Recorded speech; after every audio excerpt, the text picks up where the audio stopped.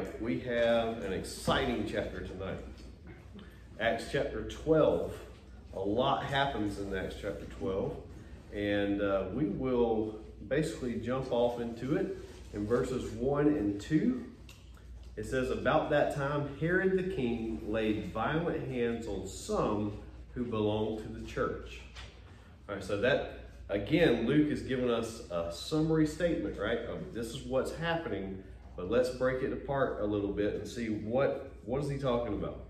Now, this King Herod that he mentions here is actually Herod Agrippa the First. Okay, there's a number of Herods in the New Testament, so we have to understand who we're talking about. Herod Agrippa was the grandson of Herod the Great. And he was also the son of a man named Aristobulus the Fourth. And he was the son of the first Bernice. And a little bit later in Acts, we're going to see a second Bernice, who is kind of a queen. He was born in either 9 or 10 BC. So that kind of gives you a little bit of his age compared to Jesus. He was raised and trained schooling-wise in the city of Rome. So he had a lot of important, powerful friends. Even some of his friends later became emperor. One was Gaius, who we know as Caligula, which is probably one of the most evil men that ever ruled Rome. And Claudius was also another one of his friends. We also know about his sister. We've seen his sister in the Gospels because she's responsible for the death of John the Baptist. Her name was Herodias, and she was not a good character either. She actually married her husband's half-brother, which was Herod Antipas, which we also have seen in the Gospels. Herod Agrippa I ruled from AD 37 to 43. So when you're thinking about rulers in those days, he had by some standards, he had a pretty lengthy rule, because some of them only had a year, 2 years at most. And they were either killed or gotten out of the way or whatever. But he did not have the longest reign by any means. Where did he rule? He ruled over places like Galilee and Judea and Samaria and a place called Perea. And so he inherited some of the area that his predecessor would have ruled over. Why is he called king here? There is no king but Caesar, right? But the Romans granted him this title, king, as a special favor, and he was granted that by the Emperor Claudius when he came into power in AD 41. Now, if you have read history, you know about a man named Josephus. And Josephus has a lot to say about Agrippa as well. And I want you to, when you're reading of someone like Josephus, you have to take him with a grain of salt. Don't just trust everything at face value of what he says. Remember who Josephus was. He was a Jewish man hired by the Romans to write a history of the Jewish people. So not all of it's going to be completely trustworthy, right? He's trying to favor the Romans. He's trying to paint things in certain lights. Here's what he said about Agrippa. He said he was a mild man, mild-mannered, kind, humane in his dealings, careful of the law, friendly with the Pharisees. But when you look at the actual Herod Agrippa, he was not really those things. And so Josephus had another purpose in what he was writing, describing him favorably. But what we see in the New Testament, what we see in Christian history, he was a tyrant, especially when it came to dealing with Christians. It says here, Luke says that the king laid violent hands on some who belonged to the church. And we know from what we see here and what we're going to read, James was one of those. James, the son of Zebedee. And we're also going to see he's going to put Peter in prison. But let's talk about James for a second. In Mark 10, 2 disciples, and if you read another gospel, it looks like they put their mom up to it, to ask Jesus, when you come into your kingdom, when you sit on your throne, grant us the right to sit at your right hand and your left hand. We want to be right there by you on your throne. And what did Jesus say? You don't know what you're asking. Really, he doesn't. Yeah, you don't know what you're asking. Are you able to drink the cup that I have to drink? And of course, they have no idea what he's talking about. Yeah, we can do this. And what does Jesus say there? Well, it's not up to me to tell who's going to sit at the right hand. That resides with God the Father. However, you will drink the cup that I also drink, which means what? Persecution, suffering, and death. Now, he told that specifically to James and John. James, we see right here, is about to suffer that death. He's about to drink that cup. So James, the son of Zebedee, also called the son of thunder, right? The nickname that Jesus gave him. He was executed by the sword, which really means he was beheaded. Now, look what verse 2 says. He killed James, the brother of John, with the sword. Why does this stand out? It stands out to a Jewish audience because they had a belief, they had an idea that if you were executed by sword, it means you were cut off from your people, and it means that you were basically an apostate. It means you were not a faithful person if you died that kind of death. That was their belief. That was their thought process. And so part of what's going on here is this crazy man Agrippa trying to be buddy-buddies with the Jewish leaders and at the same time try to paint Christians as these unfaithful, godless people, right? And so it was a scandalous death for a Jew to die like that. But we know that there's something else going on here. Let's continue reading, verse 3 through 5. And when Agrippa saw that it pleased the Jews, and I think he means the Jewish leaders, he proceeded to arrest Peter also. This was during the days of an unleavened bread, which is what we call Passover, right? It's a Passover feast. And when he had seized him, he put him in prison, delivering him over to 4 squads of soldiers to guard him, intending after the Passover to bring him out to the people. So Peter was kept in prison, but earnest prayer for him was made to God by the church. All right, so Agrippa sought to favor the Jews, favor the Jewish leaders by taking some of these Christian leaders of the church, putting them in prison, and even executing. So he beheads James. He sees a favorable response. Remember, he's a vain man. He likes attention, right? He likes the welcome that he's getting here. And so he also went out and just captured the great Peter. Yeah, here's another leader of the church. We'll take care of both of them at the same time. But something interrupted the proceedings, right? Herod was busy. He put it off. He was going to have Peter executed. But what is the church doing in the meantime? Yeah, they're praying. They're praying, right? They're meeting together. They're praying. Why would the Jewish leaders be so favorable towards Agrippa, a man they probably did not like any other time? Why were they so favorable at this time? Why were they supporting this? What was the problem with Christians? What was the problem with the church? It was spreading. It was growing. And what did that do to the Jewish establishment? It was threatening it, right? It was threatening it. So yeah, they would be totally supportive of this. Now look at verses 6 through 11. Now when Herod was about to bring him out on that very night, Peter was sleeping between 2 soldiers, bound with 2 chains, and sentries before the door were guarding the prison. And behold, an angel of the Lord stood next to him, and a light shone in the cell. He struck Peter on the side and woke him up, saying, "Get up quickly." And the chains fell off of his hands. And the angel said to him, "Dress yourself and put on your sandals." And he did so. And he said to him, "Wrap your cloak around you and follow me." And he went out and followed him. He did not know that what was being done by the angel was real, but thought he was seeing a vision. When he had passed the first and the second guard, they came to the iron gate leading into the city. It opened for them of its own accord, And they went out and went along one street, and immediately the angel left him. When Peter came to himself, he said, "Now I'm sure that the Lord has sent his angel and has rescued me from the hand of Herod and from all the Jewish people, all that the Jewish people were expecting." So Peter, now for the second time, is divinely rescued. His life is spared. Where he could have died before, he was in prison, God lets him out, right?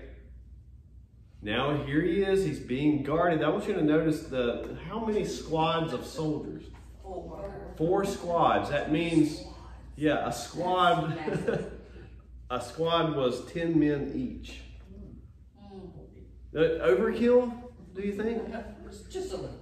And they would serve for 3 hours during the 4 watches of the night. So they took turns. This was a rotation that they have. 2 of them, we're told here, were chained to Peter in his cell, even as he slept.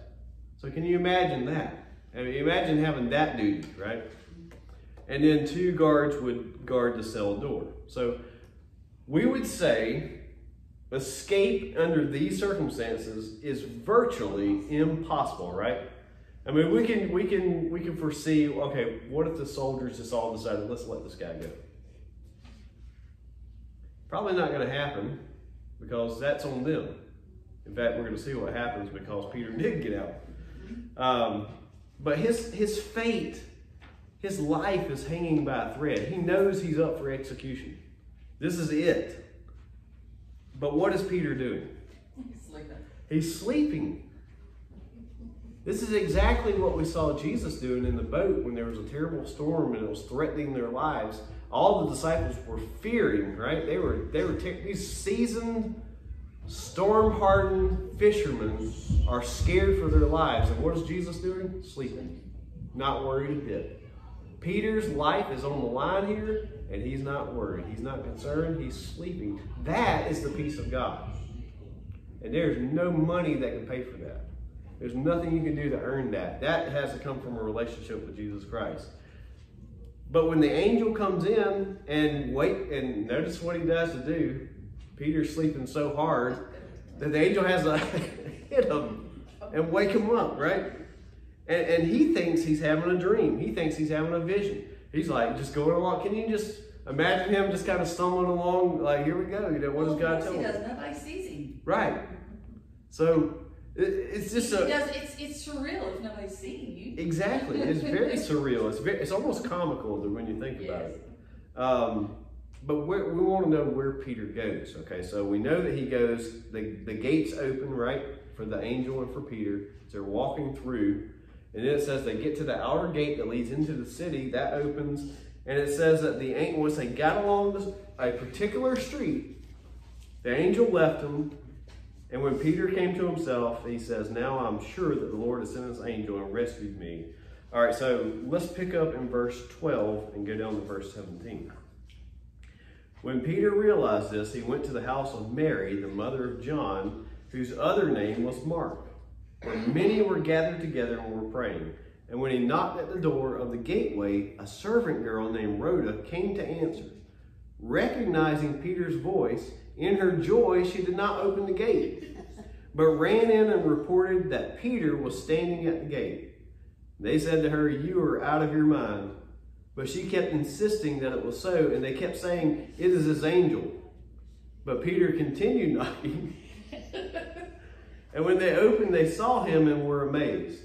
But motioning to them with his hand to be silent, he described to them how the Lord had just brought him out of the prison. And he said, "Tell these things to James and to the brothers." And then he departed and went to another place. Very comical scene takes place here as he approaches this house. Now, whose house is it? Because there's so many Marys in the New Testament. Here's another one, right? This particular Mary is the mother of John Mark, who we've already seen, right? Very brief introduction. We're going to see him more. He's actually going to write one of our Gospels. So we see Mark, or at least his mother here, is her house. And we know that they also are some people of a little bit of means, because what kind of house are they living in? This is not just a little common house, is it? They have an outer gate, which means they had some some wealth, right?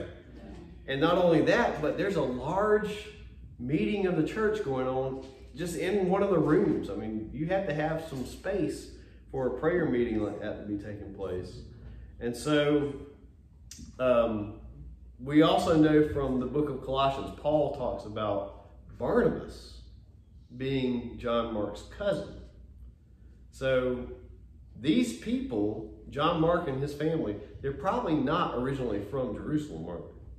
But now they're residing in Jerusalem, and they're probably from Cyprus, like Barnabas is.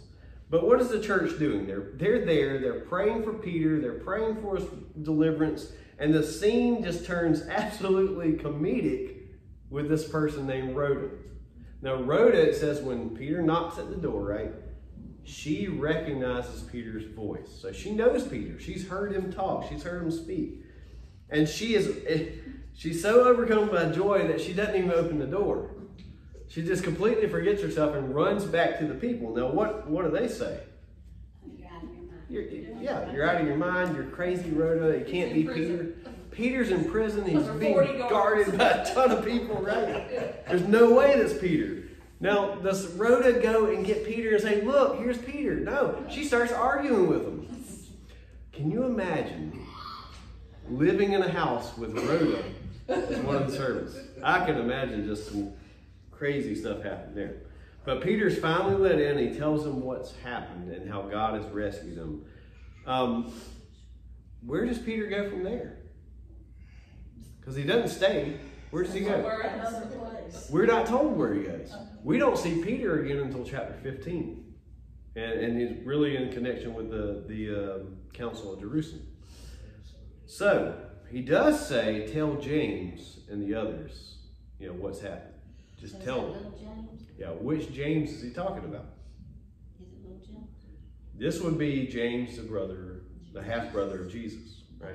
Who's also a leader in the church, because what happened to James, son of Zebedee? He was just executed, right? The first of the chapter we saw, he's been beheaded. And Peter almost lost his life. Which calls to mind, if you're just looking from a human perspective, we would think, okay, here's the church, they're praying. All this persecution happened. Is it fair that James dies and Peter lives? See, if we're just talking human terms, we can't make that make any sense. But God has a purpose that we can't see. And of course, Peter heard from Jesus himself. Peter, you're going to be led somewhere you don't want to go. But it's going to be at the right time, right? And that's when Peter said, well, what about John over there? What's going to happen to him? Peter, I'm not telling you his story. I'm telling you your story. All right, and that's a good lesson for all of us. When we get so focused on everybody else, remember Jesus wants to deal with us. All right, so we don't know where Peter goes, but he leaves. And then, of course, James, the half-brother of Jesus, is mentioned for the first time in the book of Acts, who is now a leader in the Jerusalem church. He's going to play a more prominent role as we progress through this text. Now look at verses 18 and 19. When day came, there was no little disturbance among the soldiers over what had become of Peter. Can you imagine? Because they didn't see any of this. And after Herod searched for him and did not find him, he examined the sentries and ordered that they should be put to death. Then they went down from Judea to Caesarea and spent some time there. So this was doom for the guards. They had no explanation. They had no defense. It was either presumed dereliction of their duty, or they presumed that they let Peter out. Right. So either way, they're caught. They're stuck. And again, we would say, well, that's not fair. That wasn't their fault. But we're not writing the story, are we? This is God's story. Now it says that Herod and his group or whatever, they leave and they go to Caesarea, which is up by the sea. And he goes there. Now he has we learn not here, but we learn from more details in history. Why is Herod going there? We're told just a little piece by Luke. It says in verse 20, Herod was angry with the people of Tyre and Sidon. Now remember, that's up on the coast. They were important trade cities because they were port cities. And Tyre and Sidon, in particular, controlled the goods coming in to that whole area. And so something happened where they weren't letting supplies get to where Herod's people were. And so he's angry. He goes up there to do something about it. And part of what he does, even before he goes, is he stops goods going to them. For example, grain from Galilee. He's like, you're not getting any more. So you have these factions feuding with one another. But now, Agrippa is going to go up there and he's going to make peace. Okay, let's see what Luke says. Look at verses 20 to 20. We'll go all the way to the end. Herod was angry with the people of Tyre and Sidon, and they came to him with one accord, and having persuaded Blastus, the king's chamberlain, they asked for peace, because their country depended on the king's country for food. On an appointed day, Herod put on his royal robes, took his seat upon the throne, and delivered an oration to them. And the people were shouting, "The voice of a God, and not of a man." Immediately an angel of the Lord struck him down, because he did not give God the glory, and he was eaten by worms and breathed his last. But the word of God increased and multiplied. And Barnabas and Saul returned from Jerusalem when they had been completed their service, bringing with them John, whose other name was Mark. And so we're almost coming full circle here in this narrative. Now, again, Luke is giving us an abbreviated account. Josephus, who I mentioned earlier, gives a more lengthy account of what happened to Herod Agrippa. And he explains all the details with the shipments and the blockades and his success in this peace delegation, so to speak. Now, he gives a speech kind of in honor of the occasion of peace. And Luke says that the people were shouting, "He sounds like a god. He's got the voice of a god." Josephus writes that he was dressed as if he was a god. And we're just told here he put on the royal robe, but he must have been really decked out for Josephus to even mention that. And so what happens to Agrippa? He doesn't give glory to God, is what Luke says. He accepts their praise, he accepts their worship as if he is a god. But what does God do about it? He strikes him down. He sends an angel. Remember, angels have different purposes. Sometimes angels are serving angels. Sometimes angels are messenger angels. This is obviously a destroying angel, right? We've seen destroying angels before in the Bible. And so he sends this destroying angel, and it turns out that Herod Agrippa I was mortal after all. It says the worms ate him, and he died. Now this was gross, really. And he was not the only ruler that had this kind of problem. But this was an instant judgment, right, by God that took place. Medically speaking, they open him up and they say, "Oh, what is this? This is what killed him." But God used an angel to do that, right? Now, history is in the hands of God. History is not in the hands of people who think that history is in their hands. Solomon said in the Proverbs that some people think that they are just in control of everything, right? But God is like that gardener that controls the water. He decides which way the water's going to go. And he's going to decide who's going to rule when their time is up. And obviously, Agrippa's time was up here. And so that's just a good lesson for us. When we get depressed or we think, "Man, this ruler is just so bad, what's going to get us out of this?" Just wait. Just be patient. God will have his day. And as the old Southern Baptist preacher used to say, R.G. Lee, he said, "There's a payday someday." And it matters how we live. It matters how we live our life. Are we going to live according to faith in God? Are we going to think that we're in control? Obviously, we're not in control. God is. Do y'all have any questions or comments you want to add? It was quite a chapter, wasn't it? Yes. And I love that we do see the humor that comes out in it too. And then he closes this chapter, at least the chapter is closed with Barnabas and Saul showing up again. Yeah, they've been on their journey together, and they've come back, and they have brought John Mark with them. And we're going to see a little bit more about their relationships. Mm-hmm.